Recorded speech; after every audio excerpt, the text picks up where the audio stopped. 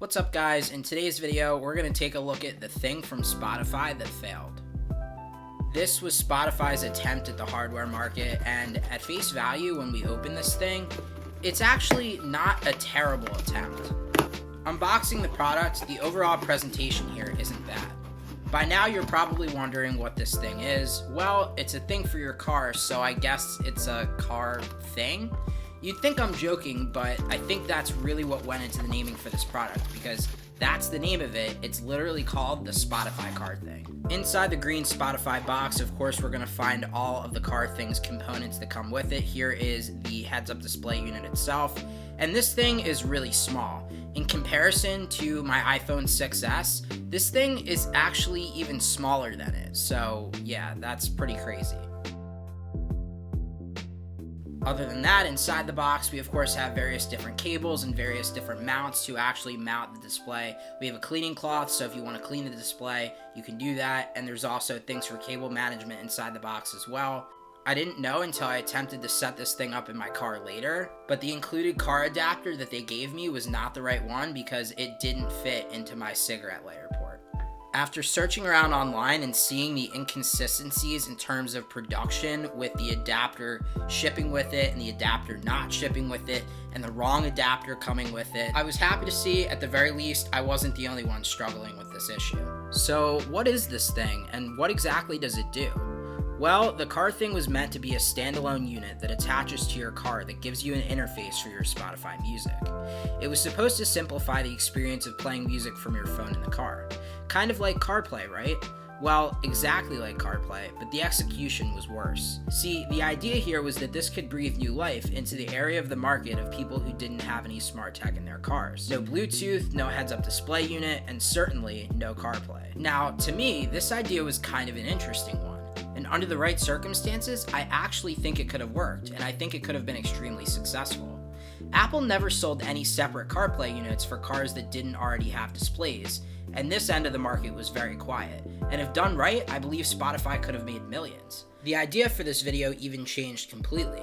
I was originally going to just unbox it and talk about how interesting of an idea it was. However, there were major problems and setbacks that made this a failure and led to Spotify announcing they are no longer manufacturing it after only 5 months on the general market. For a limited time, it seems as well the Car Thing is selling at a discount, as Spotify is likely clearing out all of the inventory they have left. One of their first and biggest issues was, well, what is this thing? The marketing for this thing was completely non-existent. Although Spotify did make an advertisement for it, it was clearly not mainstream. And before this video, you likely never even knew Spotify had any hardware. This product didn't have too much promotion, and their strategy was to send people links in their emails to beta test this thing. The next issue was taking features away and limiting the product. This is not a CarPlay unit, and the only thing this handset can do is show an interface for your Spotify music. This requires your phone to be connected to the unit through Bluetooth and does not have any version of maps or interconnected GPS or navigation features, making it much less convenient if you're trying to look at directions and control your music on the go. For me, that's a must-have feature. It does, however, have an interface for phone calls, but it left me obviously wanting more with navigation as a prime feature now in most interfaces like CarPlay and Android Auto. Apparently, there were even several stages of beta testing and several design revisions, as the first version of this product sported a more circular design, and supported features included having its very own built-in LTE cellular connection, so music could be listened to without a phone required. Somewhere along the way, however, for whatever reason, this feature was scrapped, as the design of this product was changed, and now the product needed a phone connected in order to function and play music, and the built-in cellular connection was removed. As time went on, the longevity of this project was also called into question. The Car Thing was completely redundant in newer cars, coupling that with the insane $90 entry fee to get in the door on this thing on launch, and these things are ultimately what made it unappealing. Eventually, people are going to want to buy new cars that have CarPlay built in, and the need for this product entirely goes away once people have access to the CarPlay technology. Also, no one wants to pay $90 for something their phone can already do. Spotify figured this out, but by the time they did, it was already too late. The final nail in the coffin for this thing seems to be Spotify cutting their losses. A few weeks ago, Spotify announced that they are no longer producing the car thing, as it seems Spotify's remaining inventory is now being sold off at a big discount, as they went from doing a summer sale setting the price at $50 to a back-to-school sale placing the product at around $30.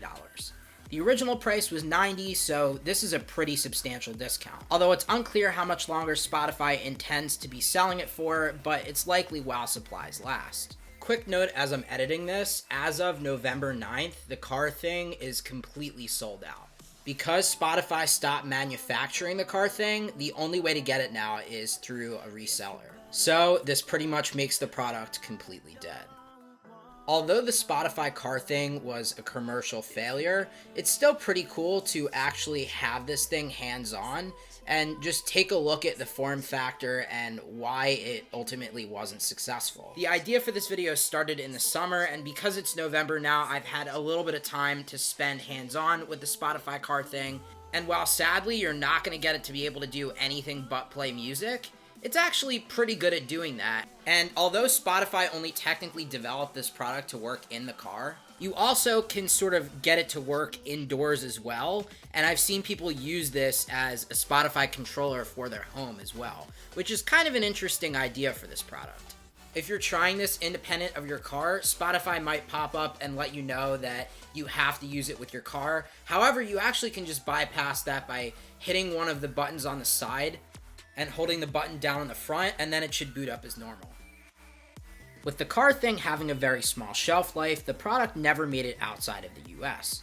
Had it made it to other countries, I wonder if it would have been successful in other car markets that weren't completely dominated by built-in CarPlay displays in their cars, as 98% of cars on the US market support CarPlay, with 79% of new car buyers opting to only buy a car if CarPlay is supported. Even though some people still drive older cars, eventually we'll get to the point where the older cars will have some type of interface for music, whether that's CarPlay or some other heads-up display. Anyway guys, that's pretty much going to do it for today's video. I hope everyone enjoyed. If you did enjoy, please make sure to hit that like button. Also, go ahead and subscribe and turn on that post notification bell so that way you never miss out on a brand new upload. Thank you guys for watching, and as always, have a good one guys. Peace.